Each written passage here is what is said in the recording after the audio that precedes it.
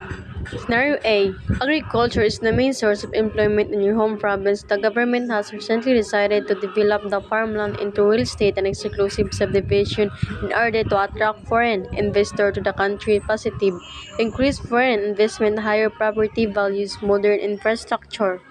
Negative. Loss of agriculture job, threat to food security, displacement of farmers, case by case. Beneficial if displaced farmers are retrained for higher paying service jobs. Scenario B, you decided to purchase a new shirt through an online shop based in London. Positive, access to global brand variety, convenience, potential for better quality. Negative, money leave the local economy, high shipping costs, carbon footprint. Case by case, positive for the consumer choices but negative for the local textile businesses. Scenario C, the Philippine government is being pressured by the current economic crisis. Positive, lower rice prices for consumer ensure supply during a local shortage. Negative, local farmer cannot compete with cheap import.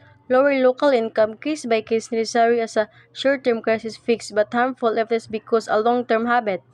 Scenario D, a multinational corporation decided to close. Unfortunately, your father is one of 8 many employees whose work has been terminated.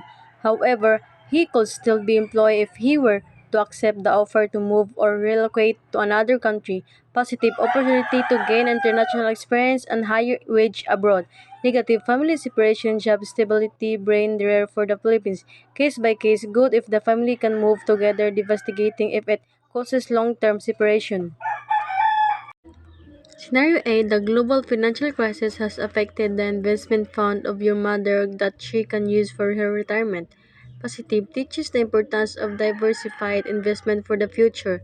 Negative, significant loss of savings, daily retirement, financial stress.